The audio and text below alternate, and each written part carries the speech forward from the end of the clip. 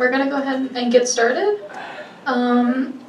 So today we have Python. We're going to be going over linked lists, and we also have a micro lecture about game dev. Okay, so a few announcements. Homework 4 is going to be due this Friday. So I apologize if you came to Monday office hours and nobody was there. So to make up for that, we're going to have an hour after lecture. So hopefully you guys can make that. We're still having trouble staffing Monday office hours, so we'll have them like the week after spring break and every week after that. But yeah. Okay, so in other news, let's see. So office hours, yeah, basically if you haven't started the homework already, I highly recommend that you do. It's a bit trickier than it has been in the past.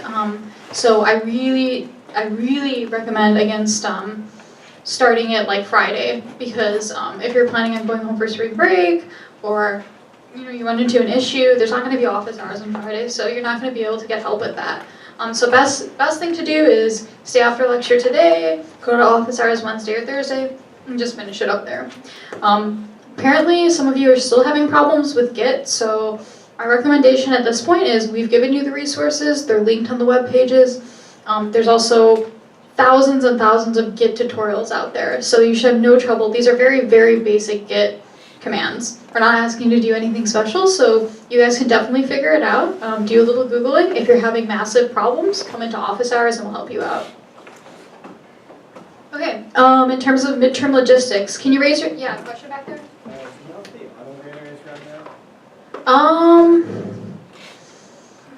I don't know, actually. Like, I have to talk to the homework lead about that, but, yeah, I'll get back to you about that. I'll check with him.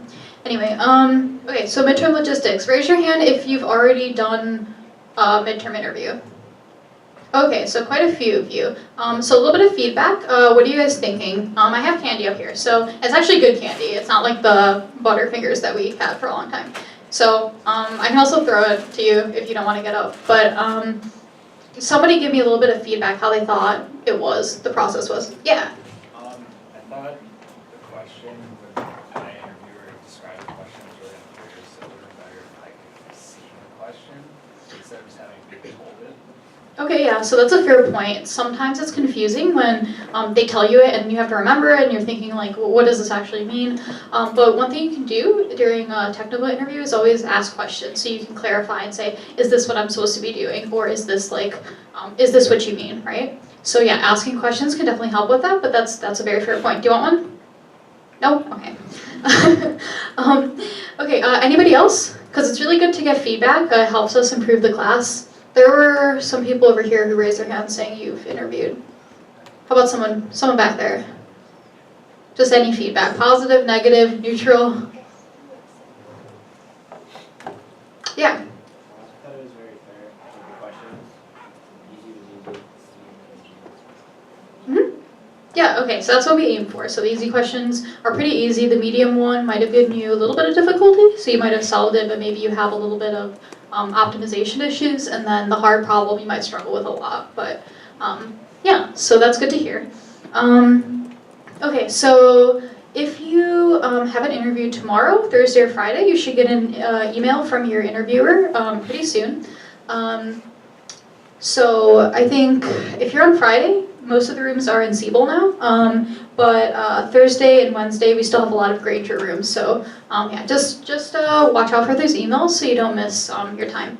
If something comes up like a legitimate excuse, and so a legitimate excuse being I'm sick, or I have a family emergency, or something as outlined in the student code, then you can reschedule. Otherwise, make sure you're there. You can't just not show up and then just be like, oh, I had like an RSO meeting or something. That doesn't cut it. This is a class, so you have to be there. Yeah, and then grades will be posted. Hopefully, we're trying to get them done the Friday before spring break. But if not, they'll be posted after spring break, so pretty soon. I know the drop deadline is this Friday. I wouldn't really worry about that. This is definitely a class everybody passes, if not gets pretty good grades in, so like I wouldn't worry too much about it, even if you think you're not doing too well. If you're concerned, you can always talk to your PM and get the grades find out what grades you've been getting in the for the projects, and you can always talk to me so we can check out your homework grades and see how that's been going. Okay, so yeah, as always, if you have any questions, you can email me or Vivek at these emails. And then we're going to move on to Python now. So.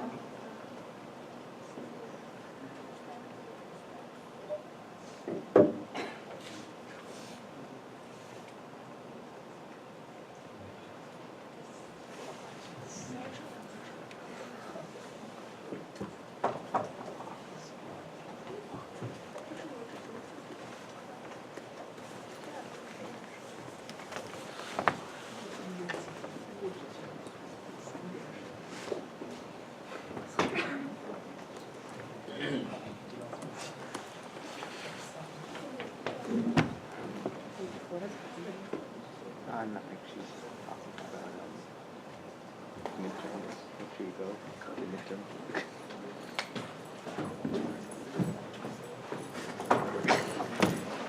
Okay, so really quick before we begin, does anybody actually before we begin Python, let's take a minute to do the attendance quiz. Some people have to leave early, so instead of doing it at the end, we should actually do it now. So go ahead to relate and fill that out.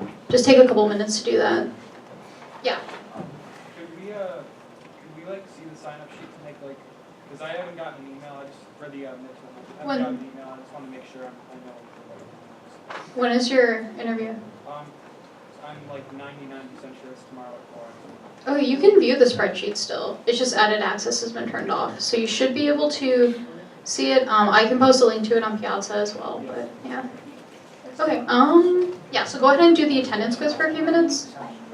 Yeah. Yeah, and then we'll get started on this.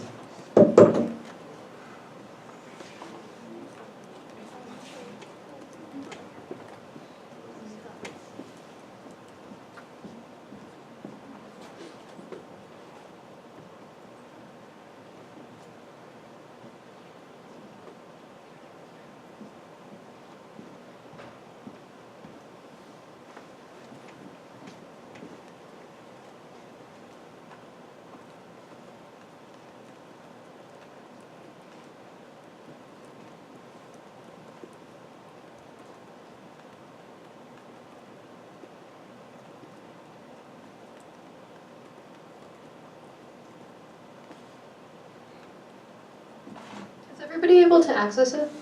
Yeah.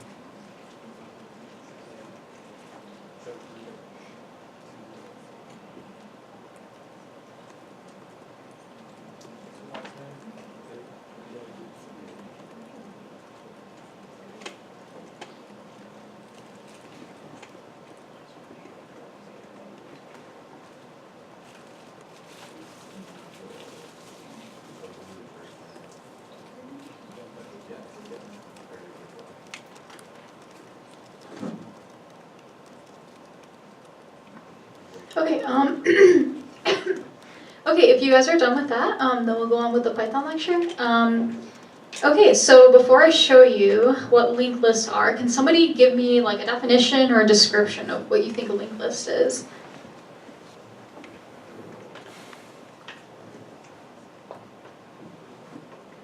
Okay, have you guys, for those of you who are in 125, have you covered linked lists yet? Okay, so I know you guys can give me a description. I'm just gonna wait. Yeah, back there. It's like a variable where each one references the next item in the list and the last one's null. Is that correct? That's like, sorry, that's on the right track. So basically, linked list, so it's a data structure. And yeah, basically it has nodes, and each node has a pointer to the next thing. So you're right, the last node is gonna have, the pointer is gonna be null, right? Because it's not pointing to anything. So we're kind of talking about pointers in like a high-level way. In my mind, because I've done a lot with like C++ and stuff, pointers are a very specific thing, but you guys will get there eventually. But yeah, so basically for the homework and what we're going to talk about today, we're gonna focus on singly linked lists. So singly linked lists means there's just one direction. Each pointer points to the next node, but we can only go in one direction across them. A doubly linked list, conversely, has pointers going both directions between the nodes. So in this example, you have 1 pointing to 2, but if it was a doubly linked list, we would also have a pointer from 2 to 1. So that way we can go up and back. And that has a lot of advantages. Okay, so in this linked list, you can see the data that we have. The values are 1, 2, 4, and 5, and they're in that order. This first element here is called the head, and the last one is called the tail. This is just kind of standard stuff. If you go into 225, this is kind of good that you're getting familiar with this now because these concepts will be a lot easier for you. And then we have this nice little visualization here. So let me zoom in a bit.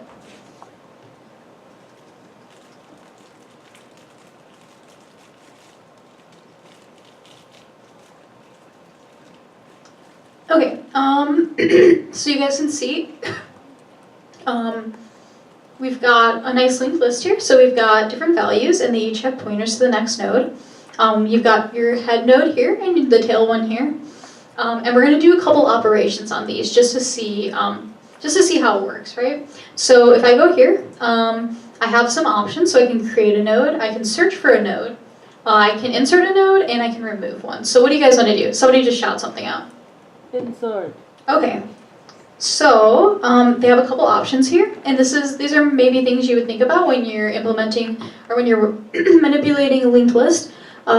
So right here, we can make a new head, and we can specify a value. So if we do that, I'm going to just put in, I like the number 7, so I'm going to put in 7. And so when I do this, it puts it right before 22. So 22 didn't get deleted. It's just that 7 became the new head and it got a pointer to 22. We can do the same thing with the tail too. So if I want to put something right after that, it's going to add it to the end, but 89 still stays there. It's just not the head anymore. 9 is the head. And here it kind of shows you some code and stuff. So let's do something else though. What do you guys want to do?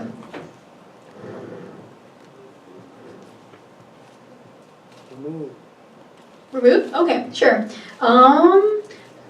Let's see. Let's take one from the middle this time. So this specifies the position we want to remove something at, starting with 0 indexing, right? So I want to remove 6, right? So that's going to be the 5th one, right? No, wait. Sorry, did I miscount? That was the 5th one. No, it's not. It's 4. Okay, here we go. So it's going to go across, and then it deleted it. So you just give it the index, and it deletes it. And you can see here, this is like the code for doing this. So if you guys, this is probably pretty valuable for your homework. If you want to take a look at this, I can post a link to this. This is a really nice tool for visualizing it. So we did a remove, we did an insert. Let's do a search. So if I do a search, I'm looking for a certain value, right? So somebody shout out a number. What should I look for? Anybody? She said 73. 73? Okay, that works. So we're gonna look for 73. So it's going across, it's looking for it. And then what happens is it doesn't find it, right? So it had a temp pointer that was going across all of these, and then it's finally gets set to null because it couldn't find it anywhere, right? But if we do a search for a number that's actually here, so let's say we're gonna look for 76. So it's going across, and then it found 76, right? So that's pretty simple stuff. Okay, so let's go back to learning more about these. Okay, so one thing we want to talk about, and I'm going to question you guys about this a little bit. Linked lists can seem pretty similar to another structure we've learned about, arrays, right? So can somebody give me a reason why? First of all, give me a reason why you'd use an array instead of a linked list to hold the same data. So let's say I have the numbers 1 through 10 in an array. Why would I not want to put the numbers 1 through 10 in a linked list? Yeah. You can search and Yeah, exactly, right? So if I wanna access, or not search so much, but if I wanna access like one element, right? It's constant time. I just say array at whatever index and it'll get it to me, right? If I do that with a linked list, I have to go through to that position. So I have to traverse each node, which obviously is O of n, right? Because no matter, like, let's say that node is at the very end. We have to go through all of the nodes to get it, right? Okay, so that's definitely something, but can somebody tell me why would you use a linked list instead of an array? What is an advantage there? Somebody on this side? Yeah. In that case, there would be a lower runtime For what in particular? for the array. Okay, so the array has a lower runtime for like accessing constant time. It has constant time for accessing elements, right? Yeah. So another advantage is that we'll go over this. Okay. So basically, the example that's given here is about a shopping list, right? So you have a couple of options when you're making a shopping list, right? So the first one you probably actually do, right? So if you actually like using paper and you don't type it up on your phone, one thing you might do is write things down on a piece of paper, right? And so let's say we have a piece of paper with 5 lines. And then your roommate is like, oh hey, so this is what it looks like right now, right? And then your roommate's like, oh hey, like I need a new microwave, so can you please add that to the list so you don't forget? And you're like, but my paper only has 5 lines, like how can I possibly do this, right? So you're kind of like, and paper in this scenario is very expensive. So what are you gonna have to do, right? You're gonna have to get a new piece of paper with 6 lines and then copy everything from the old list onto the new list, right? Okay, so the analogy with that is with an array, let's say we want to put a new value in the array, right? And let's just say we want to put it at the end or something. First of all, I have to create an entire new array, which is costly, and then I have to go through each of the elements and I have to copy them into the new array. So if you guys remember stuff about runtime, that's going to be O of n because you don't know, like as you get more and more elements, there's more you have to go through and copy in, right? So that's very inefficient, right? And so basically, another approach to this is, let's say you just have a bunch of pieces of paper taped together, right? And they have all the same things that your shopping list did, right? So basically, in this case, if somebody tells you, hey, I need this new item, what are you gonna do? You're just gonna be able to tape a new piece of paper right to the end of that, and it didn't cost you anything. You didn't have to go through everything. You didn't have to make a new piece of paper. You didn't have to copy everything over. All you had to do was just go to the end of the list and put something there. Okay. So basically, the lesson with that is that arrays are useful in certain situations. They have constant time access, which is really important. Linked lists don't have that. But the downside is that arrays are hard to work with when you're doing insertion or removal. So you can see here with insertion, if we want to insert 1,000 here, right? We have to shift all the elements to the right, and we have to increase the size of the array, right? With list insertion, all we have to do is create a new node and then just rearrange the pointers. So this is a little bit, I think this is a little bit tricky if you haven't been in like C++ or C class and you don't really know what pointers are. But it's definitely something you can understand on a conceptual level. But basically, yeah, so you can see here, we made a new node and we inserted 1,000 there, and all we had to do was rearrange the pointers. The same thing with deletion. So if you want to delete something from an array, we have to create a new array and then shift everything over, right? Copy everything back in the right order, and that's very costly. But if you want to do this from a list, you just go through and you remove the pointer to that element, and you set that pointer to the thing that's after it. Okay, so at this point, does anybody have any questions? Any questions at all? Okay, so I feel like, at least when I learned this, I thought it was a little tricky at first. In reality, it's straightforward, but when you're first trying to understand it, it can be kind of confusing. However, it is really useful, and once you start working with it, I think you'll think it's pretty fun. Has anybody started the homework yet? Okay, so good, quite a few of you. So, at this point, do you think, like, compared to what we've learned, do you think there's any issues with the homework or any questions you have that would be, like, something related to this content? Yeah? Could we go more in depth on like adding some to the beginning of this and stuff? Excuse me, what? Like more in depth on adding some to the beginning of the linked list? Right, okay, so, in order to add something to the linked list, so I would have to take a look at the homework, and I'll be here after lecture to help you guys. But essentially, that is one of the easiest things to do with the linked list. So, yeah, I don't want to go in too much depth right now because it's hard to explain without like showing you code. But essentially, you would just create a new node here and have the pointer point to what is formerly the head. And if there's a head pointer, like some sort of indication of what the head is, then you just move that over to the left, right? Yeah. Could you explain cycle again? Cycle? Yeah. In what sense? It's in the homework, find underscore cycle. Okay, I can take a look at the homework later, but I don't want to go into too much depth about stuff that's like more complicated than this right now. Okay. Yeah, so basically that's the gist with this. And then, yeah, and so basically this kind of sums up what we were just talking about, why linked lists are more efficient in some cases and why they're less efficient in other cases, right? So we have this chart here. If you ever take 173, or if you have taken it, then you'll be more familiar with runtime stuff, but you should be getting more familiar in this class too. So we can take a look here. With an array, insertion costs O of n, right? Because let's think about the worst case, right? Let's say I want to insert something at the very end of the array. So as the number of things in the array increases, I have to go farther and farther through the array to actually place that element, right? So it's O of n.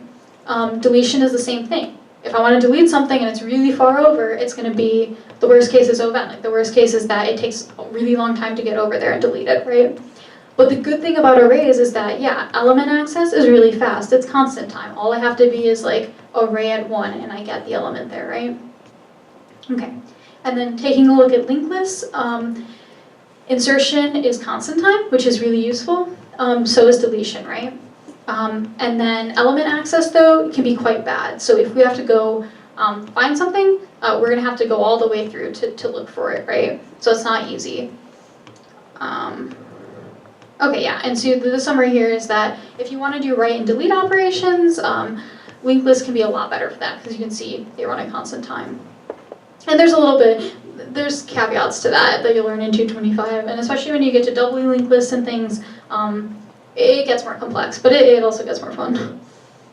Okay, so now we're going to talk about the node class. So basically, this is a class that represents a node, right? So the node has data and it has a pointer, which we are calling next, right? So here is the constructor for this. And then here's a function that converts linked list to a string. So does anybody kind of want to walk us through this part of the code and explain what you think it's doing? It's pretty important to understand this kind of stuff. I think the initializer is like pretty straightforward, right? You're just setting data to data, you're setting next to next node, right? But what about, what is going on here? Does someone want to just go line by line and tell us? And it's okay if you're wrong.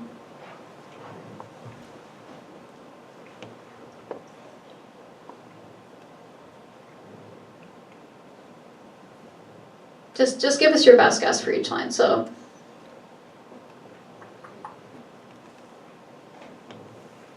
okay, I'm gonna have to pick on some. Oh, there you go. Okay, so let's go line by line. So what is this doing? So you've received a node called self, and you're assigning that node to node.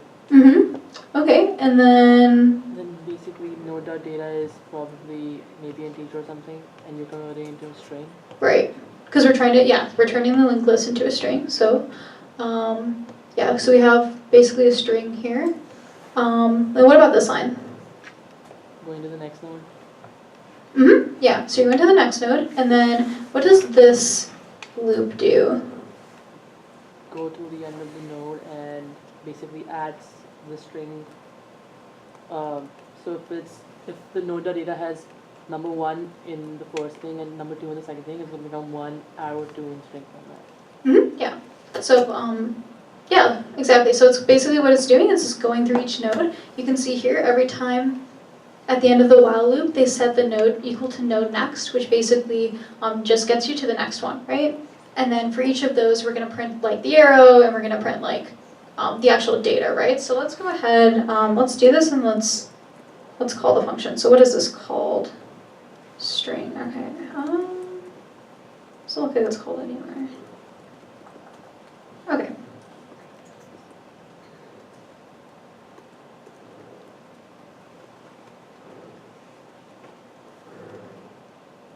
You know what? We don't have a list set up yet. So but basically, I think you get the gist of that. That was pretty well explained.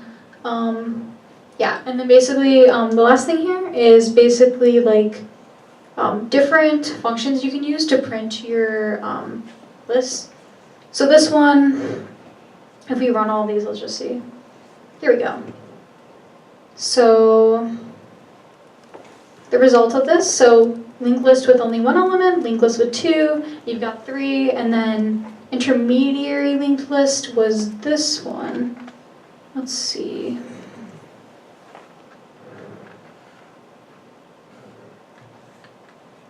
Okay, so that's just a portion of it. And then here's a linked list with a bunch of different elements. You can see it has integers, but then it also has this array of strings, right?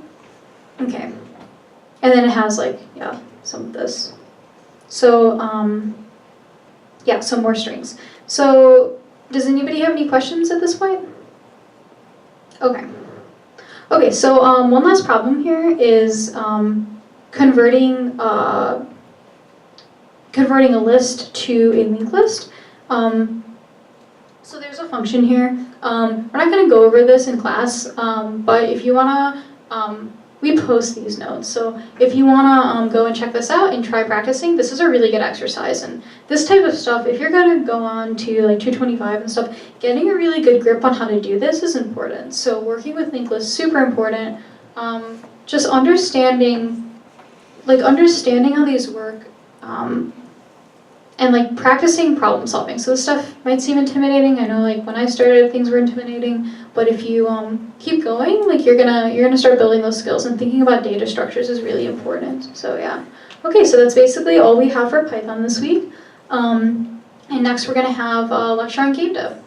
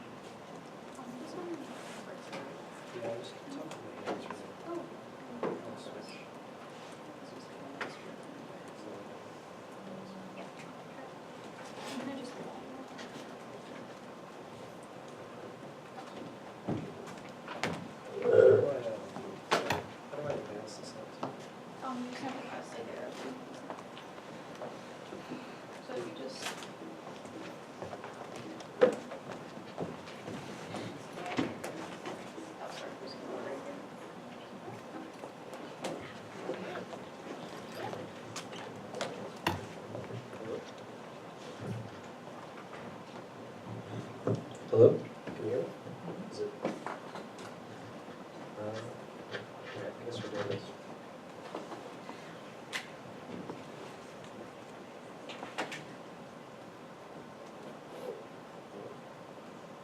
I think the battery's still on this mic. That one, is it on? Look at, it should say the back. Yeah, it's blinking and the red bar is on.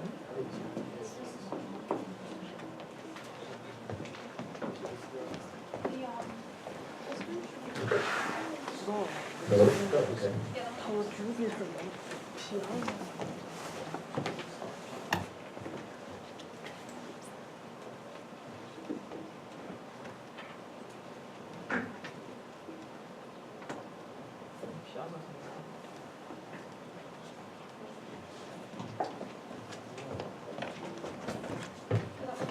Yeah, just, I guess I'll just hold it.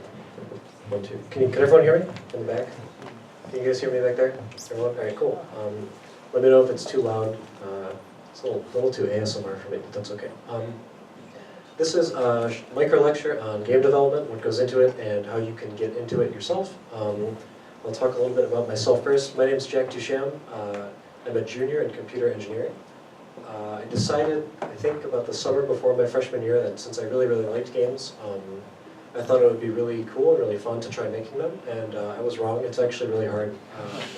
But seriously though, I have found that it can be very rewarding and very fun in its own way. It's just, it's more fun, I think, to play the end product than to bang your head against a debugger for hours, but you guys probably knew that already. That said though, so at Illinois, I'm involved in the Game Builders SIG, the ACM club, I guess, where we do everything related to game development. And I'm also the leader of the MechMania team. The gist of MechMania is our team creates a brand new video game from scratch over the course of a year, and then it's used in an AI programming competition at the Reflections Projections conference that happens here every September. MechMania is really a blast because it's there's a deadline, and so there's a lot of motivation to get stuff done, and it is very real game development. So we do learn quite a bit doing that. It's a lot of fun. It's always fun working with talented people too. That's great.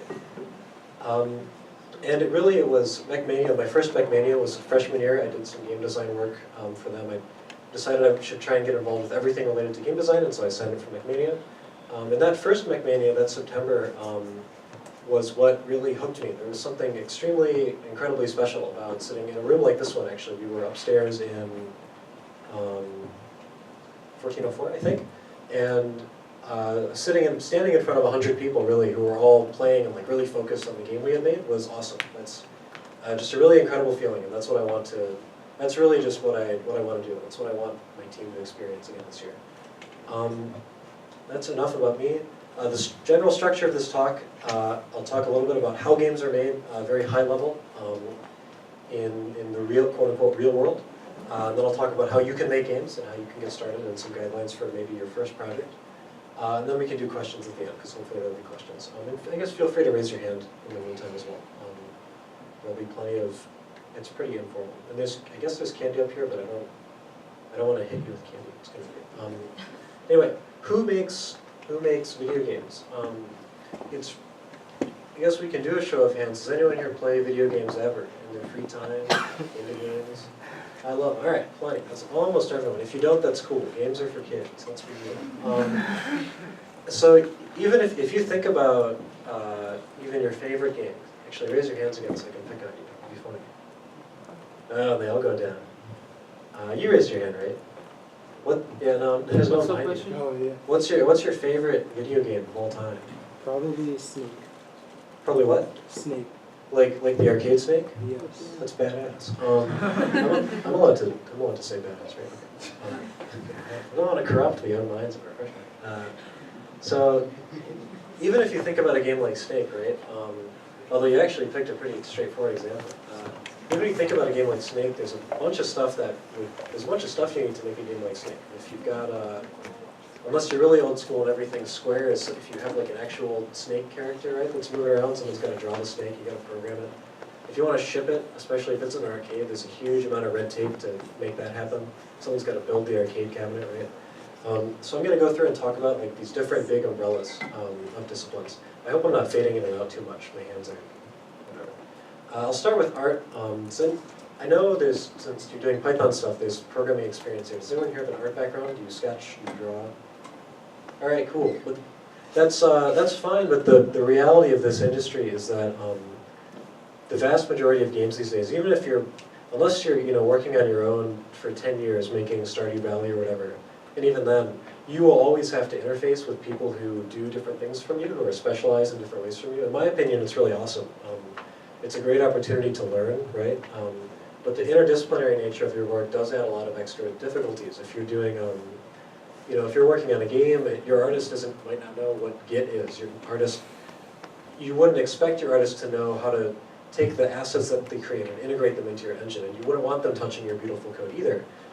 So you have to be prepared to explain things and make things accessible to people you work with. Anyway, art can cover a wide range of things. You'll see on the left there's concept art for a game called Hyper Light Drifter, which is awesome. You should play it. To literally painting textures and doing things in-game. The right is a screenshot from the new Zelda game. You've got this glowing structure that the player has to find as they explore, and so they've obviously made a lot of decisions about making this eye-catching and placing them in the world, right, so that players can see them, but also just out of sight enough, so it feels cool to discover things. And then there's things like visual effects. It's almost disingenuous to put art on just one slide, because there's already a vast range of disciplines that you get involved with. So even the spell effects in games and explosions and stuff like that, that's itself is a specialized discipline. And that's important. Games wouldn't be as cool if you couldn't have explosions. That ties into animation too, another specialized thing. From rigging in 3D and handling the actual poses of characters to 2D stuff, which models, I guess, more traditional animation, or it can, depending on your pipeline. If you want a job for life, by the way, learn how to do rigging for animation. You'll always have a paycheck. But again, this is very technical, very specialized work. There's a design aspect, right, where you learn about what you do. Useless sentence. There's a design aspect where you have to have an understanding of how motion works, but also very technical stuff. I could not fire up any editor and animate anything. That's not my skill set. But I will have to work with animators to make sure that the hours of work they put in is reflected in our game, and that if I have a character who jumps in the air and lands on the ground and breaks into a run, there's transitions from animation to animation that have to be programmed in, and that's all real work that has to be done. UI is huge in games, huge in software really, but especially huge in games. Nobody can play your game if they can't understand what's going on. And the way you communicate with your players and tell them what's going on is through your user interface. This is a screenshot from a game called Into the Breach. The elevator pitch of that game is it's a turn-based strategy game where you can always see what the enemy is going to do. There's like these red lines here, you can see the attacks that they're going to make. And it's brilliant because every level becomes this puzzle of positioning and planning. But in this game, UI is hugely important. It even impacted the design quite a bit. There's a ton of important information that needs to be conveyed to the player, like the order of attacks that happens, and obviously the ranges on things. And they need to have a very focused and just solid and understandable UI, or else their game just plain wouldn't work. Stuff like sound, you might have thought to yourself, that covers things like music. That also covers sound effects and Foley. When you break someone's arm or whatever in Mortal Kombat, there's a guy with a stick of celery, he's got to break it in half into a microphone, super important. But again, also stuff that there's this programming aspect tied into it too, because there's triggers for all these effects. And if your exciting climactic fight music starts playing during some random cutscene, or if it starts playing while you're going back to your home base, then it totally takes you out of the game, of course.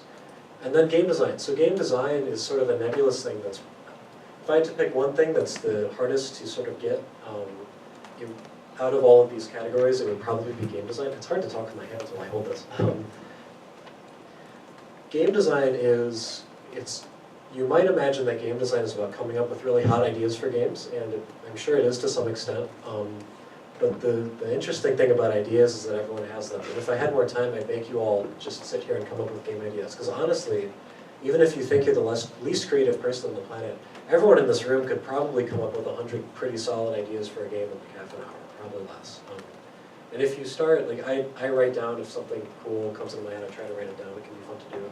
But that's really not, no one will pay you for doing that, because everyone can do it, unfortunately. It'd be really cool if you could just tell people what to make them do it. But what game design really is about is sort of two things. I think the broad really important responsibility of the game designer is to make sure that everyone is working on the same game. They have the same picture in their head, right? If I think we're making Mario and you think we're making Call of Duty, then we'll end up with a really weird game. We certainly will have some awkward meetings at the end, I guess. But also the role of a game designer, and there are specialties here too, the role of a game designer is to really dive into the details of what's happening in a game. There's a paper diagram of a level here. Level design would be one of those specializations, where it's not enough to just say, you know, here's this mansion, right, and you can sneak through the mansion and do stuff. Somebody has to figure out where the stairs are. Someone has to figure out where all the items are, where if there are characters walking around, what their pathing looks like, or stuff like that, and planning out what the player experience will be. This is the first level from the original Mario game, 1-1, right? Which was plotted out on graph paper. This is how they made the first Mario. It was all planned out. They didn't have a nice way of doing it in the computer, obviously. It's a lot cheaper in general to do things on paper. And if you want to explore a game idea, I would really, really recommend doing like a paper prototype of that. And I'll talk more about that later. And then spreadsheets are something that designers really make use of. I guess this would be systems design or maybe combat design, since there's different types of characters here. Someone has to decide that, you know, the rogue moves this fast, but the sorcerer moves this fast, or this is how much health the player has at level 1, and if they spend this much money, they get this much experience. Like, it's numbers and a bunch of fine details that someone has to figure out, because otherwise you wouldn't know what to do. So also very broad, but it's and it's sort of those two questions of details and that high level view. I personally am kind of a design geek. I can talk about that stuff for hours. I love that.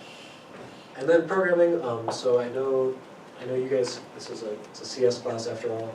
Programming, huge amount of specializations here. There's really no snappy picture you can have for programming. There's lots of pictures online of like monitors and stuff, but this is just code from like an actual game. If you're a programmer in a game, you might work on low-level engine stuff. Someone's got to figure out how the lights work, literally how the lights work. AI programming is I guess, self-explanatory. If you're making it, there's a design element of that. Game AI has to be dumb enough that the player can beat it, but smart enough, or at least appear smart enough that people feel challenged. People really don't. Lots of people say they want better game AI, but they actually don't. Nobody likes losing. There's plenty of examples of people will say a game has awesome AI, and really what they did was make the AI look smarter. Like I think Prey 2, people talk about Prey 2 having awesome AI. All it did really was just say what it was doing. Like, I'm going to go over here. I think I saw it. It's really just basic pathfinding. People thought the AI is so smart. And then they would destroy the AI because it actually was really smart. Design stuff. Gameplay programming, right? Scripting. If the player picks up this key, that'll unlock this door. There might be overlap with a designer there if you have a smaller place, right? But that's still something you have to tell the game to do that. Tools are hugely important. If you want your designers to be able to make levels, your pipeline probably shouldn't be they draw it out all on paper and then like hand it to you as a programmer to make happen. You want them to be able to, you know, do some of that work themselves, or ideally see in the game what they're making so they can test it faster. But you don't want them touching your precious code, because that's like really scary. Because they're real programmers, right? So having solid tools so you can iterate faster and make the game better are hugely important. Networking is its whole adventure, scary stuff, just because of the way that it is. Database stuff, of course, big data is huge, especially in games. For years games have been tracking everything, because you want to learn what people are doing so you're building the right stuff. Audio and lighting, of course, are their own sort of separate systems, and I mentioned animation earlier, but it does get very specialized.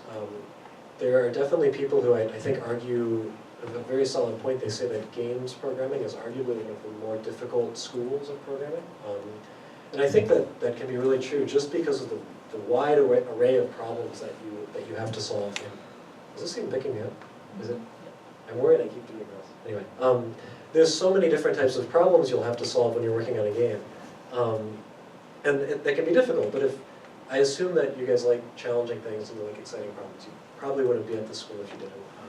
And for me at least, I think those technical challenges are really cool. There's many, many more aspects of the industry that I don't have the knowledge or the time to get into.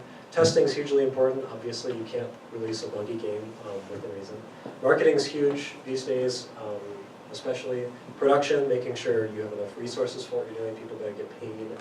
You have have to meet your deadlines. Community management, publishing is this whole other thing of business that I can't get into. Customer support, localization, which is like translation and making sure your game fits wherever you're shipping it to. Writing.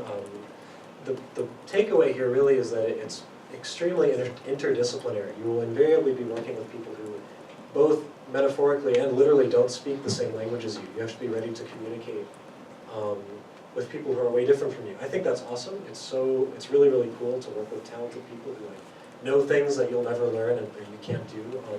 But it's hard. It's really hard. And that's something it's just, I think, no matter what you end up doing, communication skills are really valuable, but especially in roles like this. If you can only speak in pseudocode, you will never be able to communicate with an artist or some business guy, right? Their eyes will just glaze over when you start talking about classes, as they should. It's not their job to know that stuff. And if you really know what you're doing, you should be able to explain that for sure. So now that I've hopefully explained that games are scary and complicated, we should talk a little bit about where you can start making them. It's true that there's a bunch of crazy stuff you have to do to make games, but it's also true that it's really, really never been easier if you want to make games, if you want to get started, and for free, really, for very cheap. You guys are getting into the final project stage, right, of this course? Decided that? Okay, I believe her. So, how many of you are doing game-related things for your final project? Let's see, 1 hand, 2 hand. You don't have to be embarrassed. They know probably. They'll know at the end. We know. I see 2. Are you guys in a group or different groups? Yeah. Okay, good to check. Just you guys. Anyway, so hopefully this will be relevant to you. You guys are probably, and hopefully it'll be relevant even if you're not. You guys have probably heard of game engines. Like writing a game from scratch is really complicated and scary. If you want to get right into making games, you probably shouldn't try doing that. Although it can be really fun. There's game engines like Unity are a great start. They're accessible and well documented. Unity and I've got GameMaker here too. Unity is very popular right now. Some of you are probably literally playing a game made in Unity right now if you're playing Hearthstone in the back. It's sometimes these accessible engines I think get a bad rap because there's a lot of crappy games made in them because they're accessible. But these are the tools that legit devs use. Hearthstone's made in Unity, so there's Hyper Light Drifter, which I mentioned earlier, is made in GameMaker, I believe. Albeit highly customized because they have really those specialized programmers I talked about working on them, but it's not all the meat's there, right, if you want to get into that. I just think Unity especially has a lot of brilliant tutorials. I'll talk more about that later. GameMaker as well, these are both free to use. Unity has a program where if you make a bunch of money, you have to give them a cut. I would not worry about that right now because you got to make the game first. Other engines include Godot if you're into the free and open source stuff. Godot is a 2D oriented engine that is absolutely free. Default is something I heard about relatively recently, also 2D specialized. And then you also might have heard of Unreal. Speaking of big beefy engines, Unreal's definitely oriented for 3D and it really does not, it's a professional real game engine, right? I know people personally who their first projects were in Unreal and they did fine, they're also really smart, and I'm sure you guys are too. And if there's something you really like that's made in Unreal, definitely check that out. Just know that it's legit. Like you're getting it's a good analogy. All the meat's there really. It's a legit engine. So that's I know as technical people, at least the way I am, I really get caught up in tooling. And I know I just talked about different engines, but if you really just want to make games, I would recommend just starting. I know that sounds kind of stupid, but the reality is that the only way to learn more about making games is to honestly make them. Whether you use Unity or GameMaker or Unreal to make your first game, which would be a simple project or a toy project, really doesn't matter in the end. Similar to programming languages, the skills are transferable, certainly design skills are transferable. And so in that sense, when I talk to people like game builders and talk about what your first project should look like if you want to make games, I usually recommend this. I unironically believe you should build Pong if you want to make games, or maybe not literally Pong from scratch in assembly, although that's cool too. But what I mean is you should clone a game that you know already. You should clone Tetris or Mario or Pong or something. The reason for that is actually really simple. It's about finishing. Finishing is important.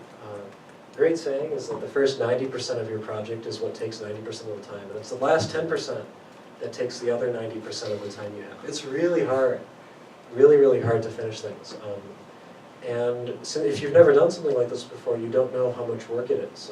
Like you don't know what you're going to trip over, right? It's not that easy. So like Pong might be easier or harder than you think, but it'll be a milestone, and it'll give you that full experience of like going from nothing to going to something that my friend can play on his computer or his Xbox or whatever, if you go that far. That's very common advice I think you hear in industry is nobody really counts the number of games they started but didn't finish. The real value in a portfolio piece or something is a polished, finished thing that's had the bow tied over it. You really need to show that you're capable of setting a target for what you're going to do and adhering to that scope. You can't, you can be a perfectionist if you could spend your entire life working on one game and never be finished because there's a bunch of cool stuff you want to have. And that's awesome and beautiful, and without getting too philosophical about it, I think that's really nice. But the truth is, though, that's not necessarily profitable. You can't make a living doing that unless you're doing Star Citizen. And it's there's a lot of you'll really learn a lot by saying, okay, this is what I'll limit myself to, and this is what I'll say I'm done, and then sticking to that. It's really hard to do, honestly, especially when it's your it's your baby. You're making your dream game or whatever. It can be really hard to do. Similarly, starting is important. Almost as important as finishing. These are a little out of order. I talked about making a prototype on paper first. I think that's really valuable for testing new things out and exploring ideas. Like I said, ideas are really are inexpensive. I mean cheap in just in a purely economical sense. Everyone's got ideas and they're not hard to come by. Don't be concerned about getting scooped or someone stealing your awesome idea, because odds are, you gotta have more to it than that, right? You have to. That's why doing something on paper, even just the experience of writing down what your game is, if you have a really awesome idea, writing down like what that would feel like, what does the first level look like, or how do you actually play this game, and you'll really quickly find that you encounter these edge cases or these questions that really answering those is really what it means to design a game, not just having an idea. The reality is, and that's why prototyping is important, is that good games are the result of iteration. The industry is young enough that we don't have a really good formula for making something fun, but it's really just trial and error. You build something and then you have people play it, and you change the things that aren't fun and you amp up the things that are. And so being able to prototype quickly is really important too. That's why doing things on paper is great. That's why it's important to be willing to say, I'm finished with this bit and now I'll try it. I'm not going to wait forever until I think it's perfect, because it won't be. It's not possible.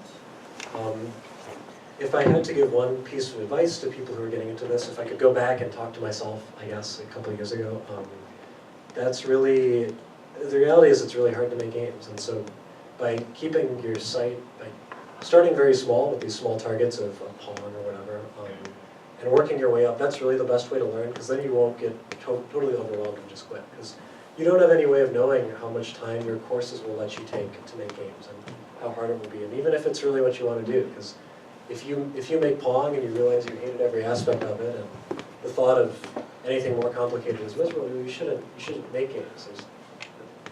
Discovering that stuff is part of your experience here, so own that. Finally, some resources. Are we good on time, actually? Oh, almost done. So if you're not familiar with GDC, GDC is Game Developers Conference. It's like the big industry trade show. If you're in the gaming industry seriously, GDC is like the one event that you will attend if you do that stuff. It's a huge networking opportunity, right? If you're trying to meet people, lots of cool. It's where new stuff gets shown off, like technical stuff, really. And a really awesome part of GDC are these talks. They're like sort of like the talk I'm giving now, except more informative and valuable and meaningful and better put together. These are industry veterans, right? These are people with lots of years of experience, speaking about a wide array of subjects. I've learned about concept art. I've learned about procedurally generated animation. I've learned lots of stuff about design. A lot of those talks are available for free on the GDC YouTube channel and on the Vault thing. Those are awesome. If you have any interest in this stuff, and even if you don't, there's some really, really cool stuff there. And then I got to plug Game Builders, right? That's the RSO I'm in. We meet a couple floors up from here. actually directly up from here, I think, at 7 p.m. on Mondays. If it's I won't make any claim that we'll teach you how to make games. It's an hour a week. That's not enough time, right? It's harder than that. But we do workshops and stuff. It's a great way to meet people you want to collaborate with, and it's always just really nice to talk with people who share your interests. So I'd recommend checking us out if that sounds cool to you. We also, GDC is actually every spring. It's during our spring break this semester.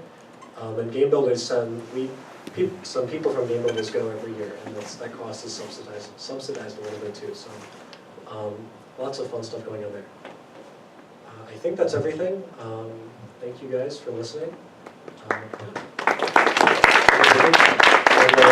Do we have time for questions? Oh yeah, definitely. Cool. Does anyone have any questions? Anybody? It wasn't that good. You've got to have stuff you're wondering. Very well. Very quiet. Yeah. What's up? What was your first game? So the first game I made was I could count. I did make Pong, actually, if you're wondering. But the first game I had that other people played was MechMania, my first year. I did MechMania that year was like an arena battle game where there were teams of like characters going at each other, and I did some of the class battles for that game. Yeah. What is something you're working on right now? So the question was, what's something I'm working on right now? Like I mentioned earlier, I'm doing MechMania again this year. We've got a really talented crew, so I'm really excited about what we're building. Of course, the point of the competition is that the game's revealed at so I can't tell you about it because it's like revealed at the competition. I'm also, for the first time on campus, there's a course on game design in informatics. It's Info 403, which is taught by Dan Cermak, who used to work at Volition, which is the game studio in town. He's teaching the course about like a top-down approach to game design. I talked about how a game designer's job can be to align everyone's vision with what they're making. And so Dan's class goes in quite a bit about that. And so we have a group project for that class where we won't be writing the game and developing it, but we're doing that high-level overview and concepting, so we're doing that as well. And I wish I could do more, but I have to pass my classes. Yeah. What's your least favorite thing in game design? Like the part if you could make a game, you just exclude that part? So I mentioned earlier that if you want to be employed for life, you can learn how to do rigging for animation. The dream of every aspiring game developer is that they can work hard and study hard every day for hours, right? And if they study hard and work hard enough and do their best, that someday they can pay someone else to write UI code for them.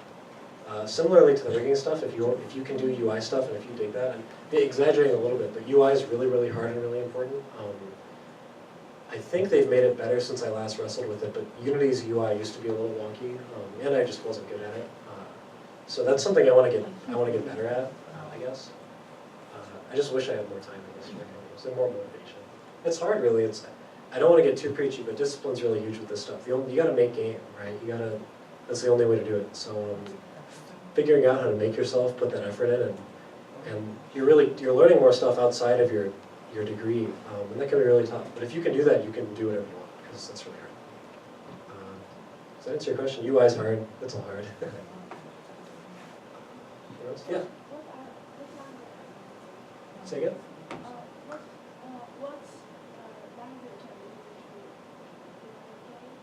So for MechMania, my first year, it was mostly in Python. I think we did some server stuff with Java, which was given to us.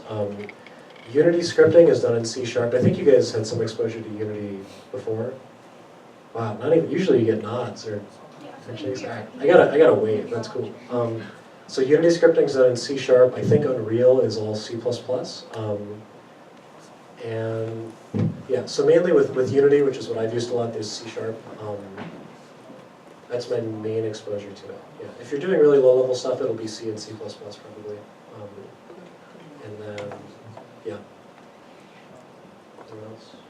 Have you done any internships for that? So I'm employed right now part-time. I spent last semester working at a software company. The question was, have I done any internships related to this?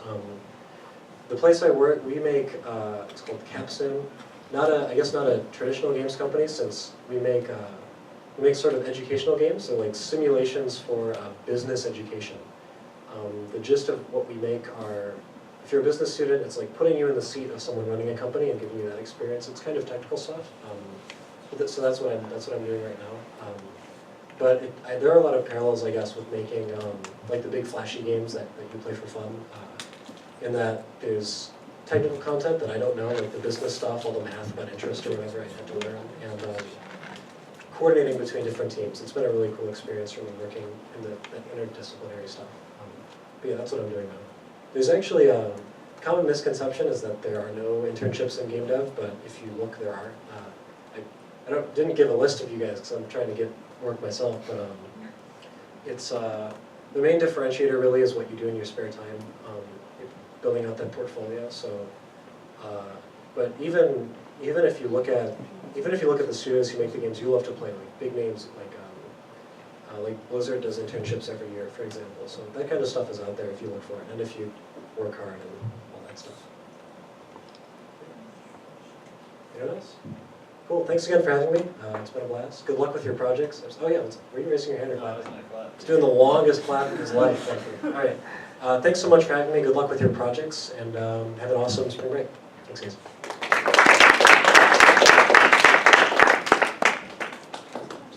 I think they bought it.